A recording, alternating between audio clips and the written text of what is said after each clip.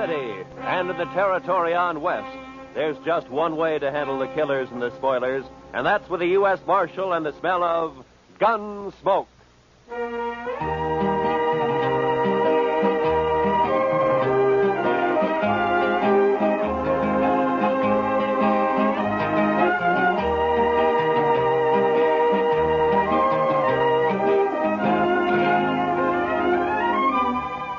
Gunsmoke, starring William Conrad.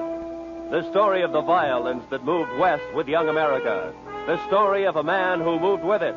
Matt Dillon, United States Marshal.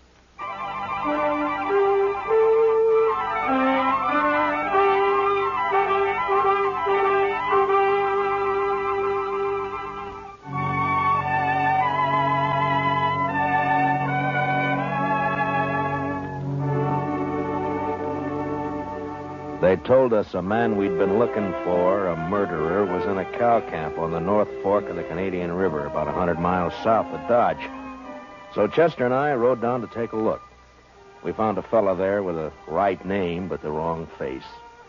So we started back. First night we camped in a dry, buffalo-rutted depression.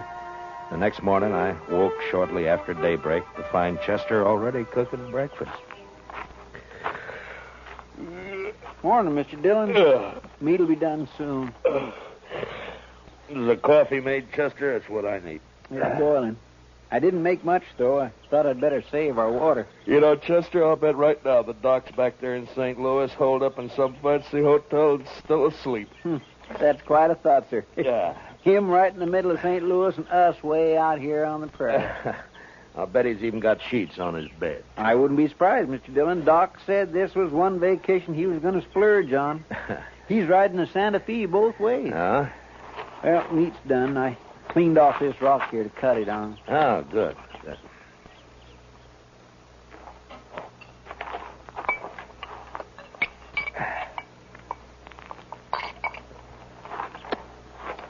Oh, you got it warm anyway, Chester. Well, now, meat shouldn't be overcooked, Mr. Dillon. That takes the taste clean out of it. Now, then we ought to be able to taste everything about this steer. Eggman's disappointment. How's that, Mr. Dillon? Never mind, Chester. How come you woke up so early this morning? Oh, I always do. Seems as soon as it gets daylight, my feet start to sweat, and then I just got to get up. Well, that's as good a reason as any, I guess. Wow. Looks like we got company, Chester. What? Oh. Where? Right out there, heading straight for us. Oh, yeah. Some cowboy, probably. I don't know. He doesn't ride quite like a cowboy. Why, it's just a kid, Mr. Dillon. Yeah, it sure is. Sure needs a haircut. What? Say, Mr. Dillon, it's a girl. What could she be doing out here? I'm carrying a rifle, too. Well, get on, miss, and have some coffee. Who are you, mister? Hi, this is Chester Proudfoot, and I'm Matt Dillon. How do you do? You rustlers or what? Not exactly. I'm the U.S. Marshal out of Dodge, ma'am. U.S. Marshal? Oh, that's good. It is? Why? I need help, Mr. Marshal. My daddy's awful sick. Sick? Well, where is your daddy? We got a homestead about a mile over that rise back there. Oh, what's he sick with? It's his leg, Mr. Marshal. A horse threw him and his saddle both in the corral, and then it stepped on his foot. And now his whole leg's all funny. He's got a fever, too. Mr. Dillon, that sounds like... Yeah, I know, Chester. Tell me, miss, when the horse stepped on him, did it cut his foot, break the skin anywhere? Just a scratch. Tore his boot off, though. Oh. Please, Mr. Marshal, please come see him. I'm scared, the way his leg is and everything. Well, sure we'll come. Your mother with him now? I don't have a mother, Mr. Marshal. Oh. Well, then, what are you doing out here if your daddy's sick? We ran out of meat about 3 days ago, and I don't have anything to feed him. Oh. All right. Chester, I'll ride back with... what is your name, anyway? Tara Hantry. Oh.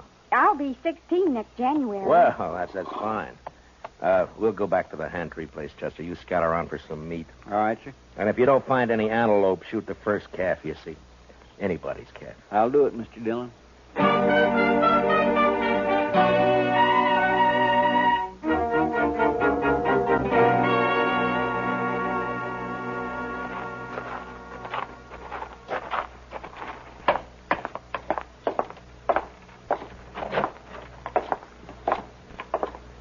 He's in the sleeping room, Mr. Marshall. No.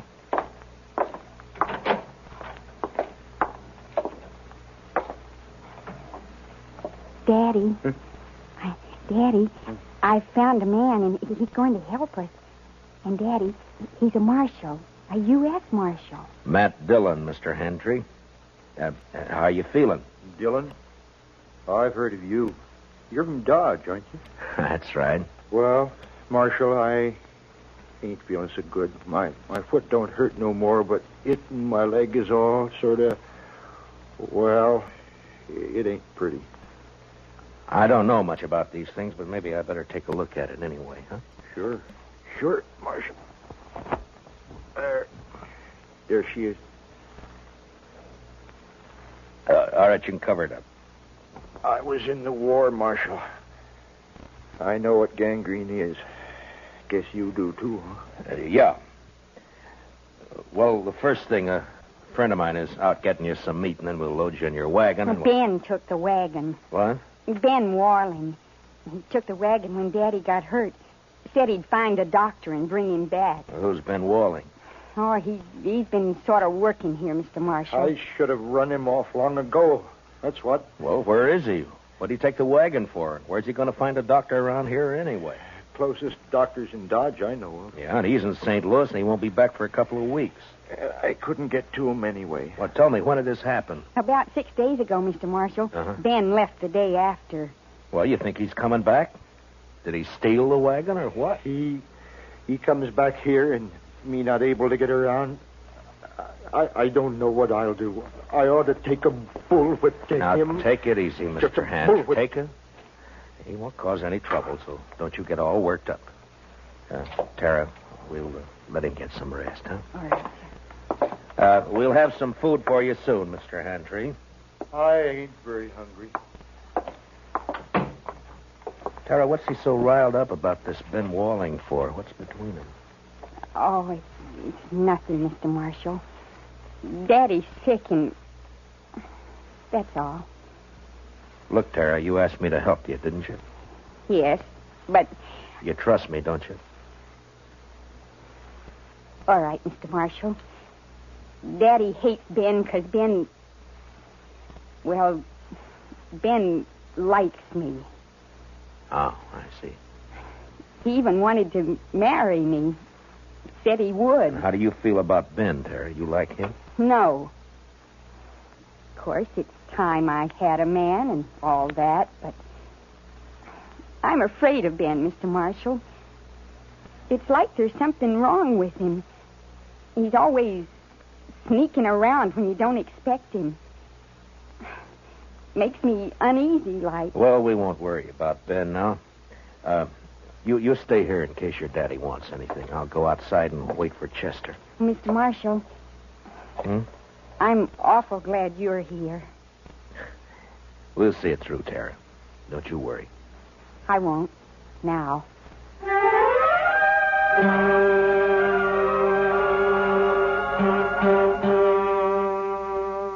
I went outside and walked over to the small corral that stood nearby. There I rolled a smoke and looked out across the flat distances of the prairie. And I wondered how anyone could survive in all that emptiness. Hantry lying on his bed back there in the house. He wouldn't survive. The prairie had got to him all right. And its vast loneliness had put him out of reach of any help.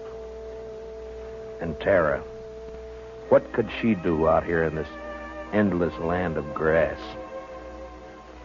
I was glad to get my mind off it when Chester rode in with an antelope across his saddle.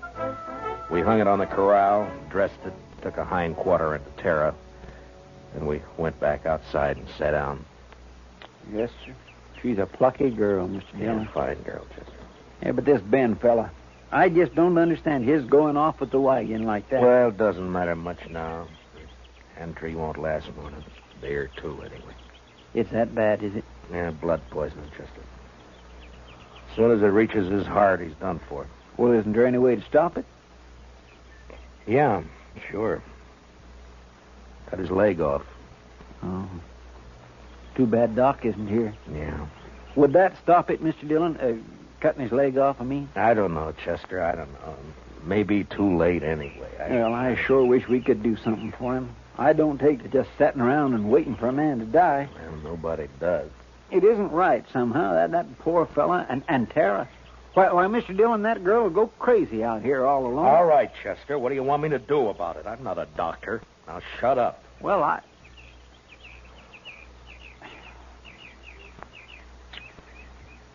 Mr. Dillon, you could do it.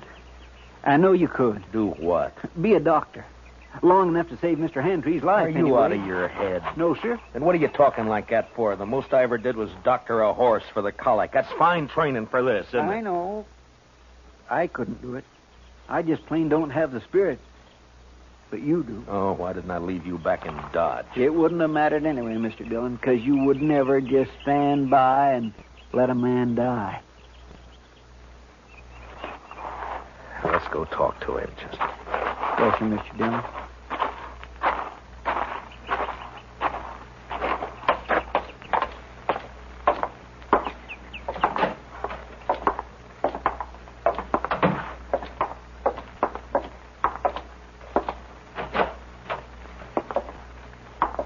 Daddy's fever's worse, Mr. Marshall. I'm going to get some more water. Yeah. How do you feel, Mr. Hentry? I don't feel much, Marshal. Outside of burning up. I've been trying to tell Tara I just can't last long with blood poisoning. She's just got to figure on it. Well, that's what I came to talk to you about. I guess you know the only thing that'll give you a chance. I know. I've been thinking about it. But I couldn't ask any man to do that. You didn't ask me. Well, it's up to you, Mr. Hantry. I'll try it if you're willing. Only thing is, I won't know much about what I'm doing. I seen it done in the Union Army, Marshal. I could tell you some things. All right. The only thing is, Marshal, I don't know I'd be much use around here with one leg. Well, you'll have to decide that for yourself. I know. You could move to town, Mr. Handtree, you and Tara. That's it, Tara. If it was just me, I wouldn't do it, but I can't leave Tara alone. Now, if I can help it, I can't. All right, Marshal. Let's do it. You're a brave man. No, Marshal. I just don't have any choice. Come on. Let's get it over with. You got any liquor in the house? There's a jug of corn out in the kitchen. Get it, Chester. You can start drinking it while we're getting everything else ready. Tell Tara to start boiling a lot of water. Yeah. I'll talk to her in a few minutes. I'll be right back. Now, I want you to tell me everything that you know about this, Mr. Handry. First, I'll tell you what you'll need. Mm-hmm. There's a straight iron out by the corral somewhere. Yeah. You can heat it in the main room fireplace. Right. Now, what else? Tara will find some cloth for bandages. And the rest of the stuff you can get in the kitchen. Uh-huh. The only thing worrying me is what'll we use to tie off the arteries with? Plain thread won't hold. Well, maybe some thin strips of rawhide. No, they'd soak through. You got to have something. I know. At least I think it'll work. What about horsehair? Oh, that's it, Marshal. Pull it off the tail. Ah. It'll work fine. Here's the jug, Mr. Handtree, and I brought you a cup, too. Pour me some. I want to get good and drunk. Here you are, Mr. Handtree. Thanks.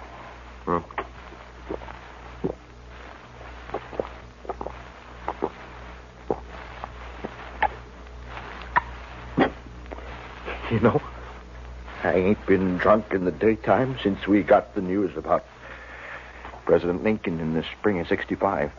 You better have your talk with Tara before that takes hold. Ask her to come in, will you? Come on, Chester. We got work to do. Yes, sir. Good luck, Mr. Handtree. Thanks. Well, Marshal. Yeah. Marshal, I'll try to make it easy for you. Yeah. Sure.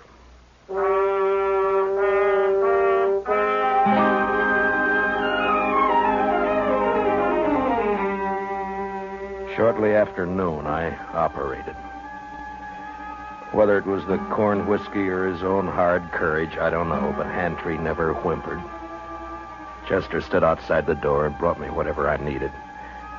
Tara waited in the kitchen, boiling more water and thinking her own thoughts. Maybe it was harder on her than any of us. And toward the end, Handtree mercifully passed out. When I'd finally finished bandaging him, I was kind of faint myself. I'd done everything I could. I just hoped I'd done it right. How is he, Mr. Dillon? You'll have to clean up in there, Chester. I've got to get outside for some air. Yes, sir, I'll do it. And put that fire out. It's hot enough around here. I don't know how you did it, Mr. Dillon. Tara? Tara, will you come on outside for a while?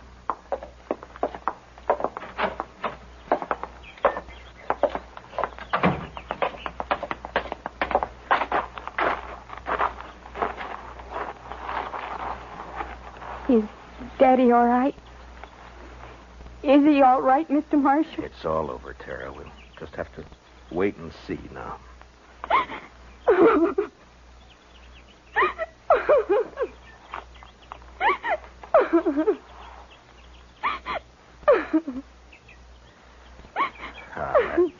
There now, Tara. He's all right.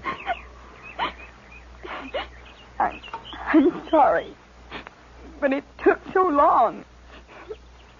I thought you'd never finish. He didn't feel much, Tara. The corn liquor worked fine.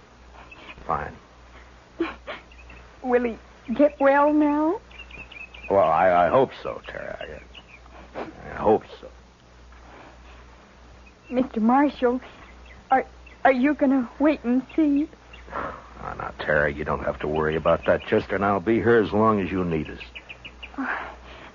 I just wanted to be sure.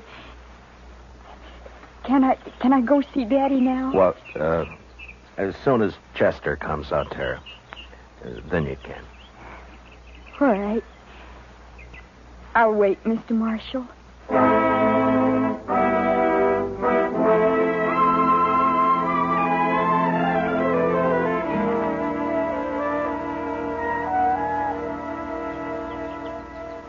It beats me, Mr. Dillon, how he can just lay there so quiet and peaceful. It's only been 4 or 5 hours, Chester. The liquor hasn't worn off yet. He drank nearly the whole jug. No, he needed it. Say, Mr. Dillon, look yonder. Huh? Somebody coming with a wagon. Oh, yeah. It's probably that Ben Walling they were talking about. I'll bet that's who it is, all right. Wonder what he'll have to say for himself. Ah, you'll think of something, Chester. His kind always do. You recognize him? No, sir. Do you? No, I never saw him before.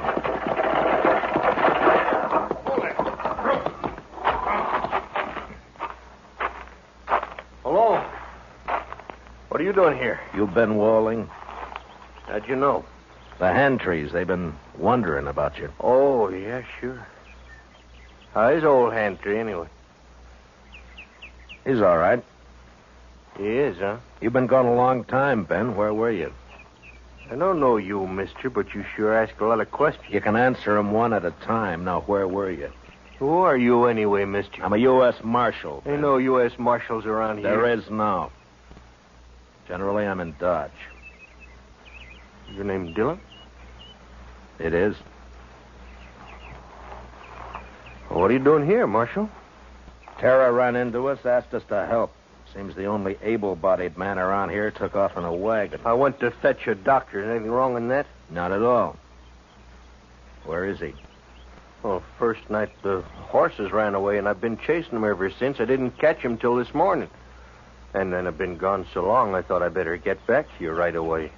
I was worried about Tara and old Hantry, of course. I see. Well, you better get your horses unhitched, Ben. You can see Tara later. She's in with her father now. Gonna be all right, huh?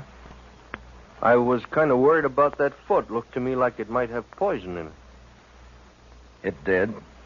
What do you mean it did? I took his leg off about noon today. You what? Mr. Dillon did it all by himself, just like a regular doctor. Oh, but how'd you know what to do? You might have killed him. Somebody had to do it, Ben. It's a sure thing Tara couldn't. You're blaming me, ain't you? Well, I did everything I could. Didn't my fault those blasted horses run off. Antray's pretty sick, Ben. I wouldn't bother him for a day or two if I were you. Oh, I won't bother you. Oh, now look, Marshal. You can leave now. I'll handle everything here. We'll leave. As soon as Hantry's able to take care of himself again. All right, stay as long as you like. I don't care. Mr. Dillon, Yeah. I think that Ben is a no-good liar. You're right on both counts, Chester. And I'll tell you something else. You see that saddle over there? Well, that belongs to Mr. Hantry. Yeah, I know. I looked at it this noon. Somebody cut the cinch strap on it. Cut the cinch strap. Mm-hmm. No wonder that bronc bucked him and the saddle off both. Well, do you think Tara did it? Oh, my goodness gracious, no, Mr. Dillon. Tara'd never do a thing like that to her own. It was Ben, wasn't it? That'd be my guess. He figured the old man would get hurt, maybe killed. Why, sir? So he'd have a free hand with Tara. Why, that low down. Mr. Dillon, let me arrest him. Not yet, Chester. There's plenty of time. All right, sir. I'll wait.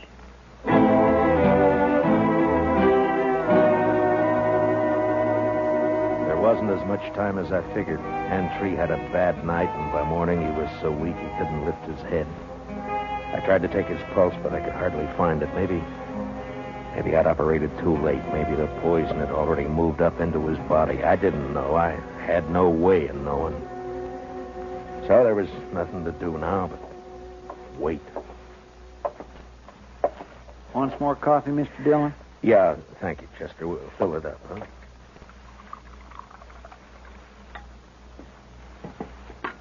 Tara won't eat anything at all, sir. She just sits there by his bed, hasn't slept a wink I know of. Well, it's her father, Chester. He's all she's got. I never thought much about it before, Mr. Dillon, but seeing Tara, I kind of wish I had a daughter. You'd have to change your profession if you were going to take care of a daughter, Chester. Why, I don't have any profession, Mr. Dillon. Oh, Mr. Marshall. Yeah, what is it, Tara? Please come. Daddy wants you. I think he's... You better come too, Chester. Yes, sir.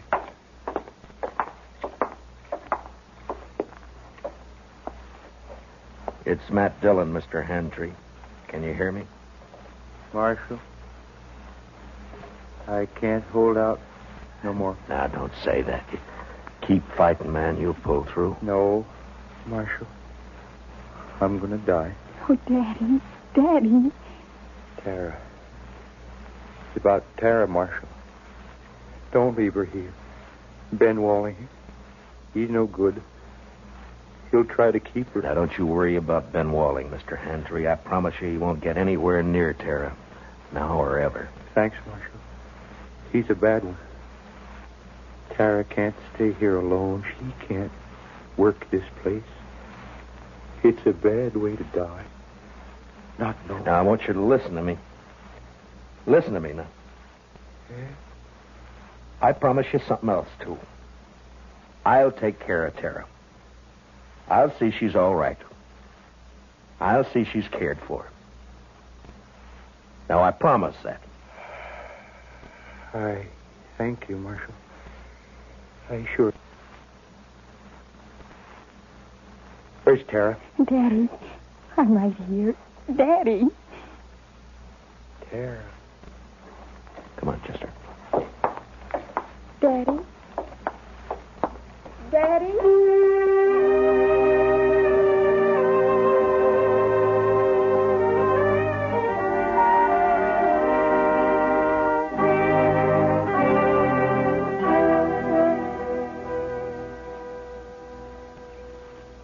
I don't know, Mr. Mr. Dillon, I don't think they'd have made out on this place anyway. Why not, Chester? Well, there just isn't enough water. That one little old spring is all I've got. Well, if they had a lake, it'd still be too much for Tara.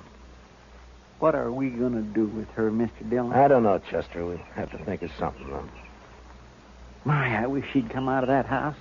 I don't like it, her in there breaking her heart. Give her a little time, Chester. She'll be all right. Don't you move a finger, either one of you. Well, Well, you're mighty careless with that rifle, Ben. Don't get smart with me, Marshal. I know what I'm doing. And what would that be? I heard you in there. Heard you promise to take Tara away.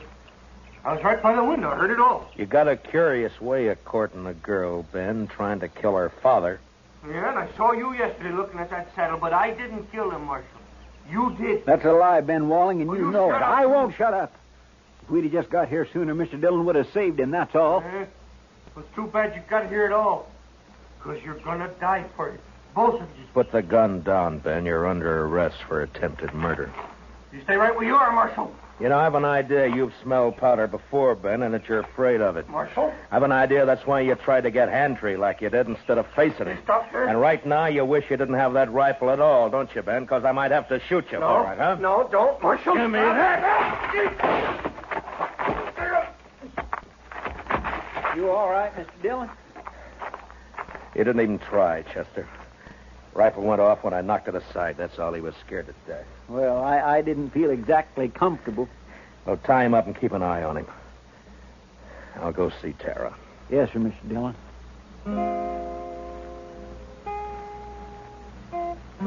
Late that evening, we buried Hantry out on the prairie, out in back of the little homestead. They would die now, too, and fall apart without him. The next morning, we loaded everything we could get into the wagon. With Tara beside me, we started out for Dodge. Ben Wallen never said a word. Chester led his horse, and they rode along ahead of us. I had plenty of time to tell Tara all about Dodge and how there were some good people there and how we'd find her a home and a family. She sat there, tight-lipped. She didn't say much, but she never once looked back.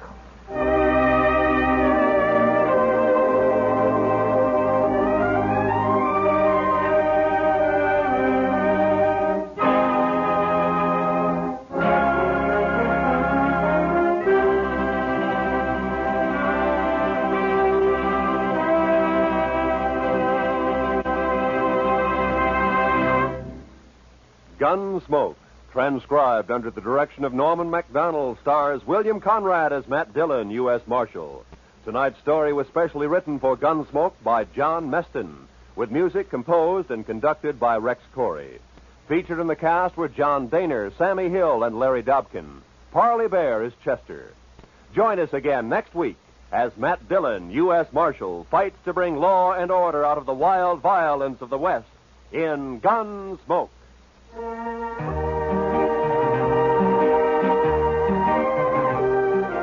In case you didn't know, Jack Benny and his gang begin their new season tomorrow night. Jack, Mary, Don, Dennis, and Rochester welcome a new member to the team, the head man of CBS Radio's Club 15 show, Bob Crosby. Roy Rowan speaking. Remember, the top dramatic show of them all, the Lux Radio Theater, is heard Monday nights on the CBS Radio Network.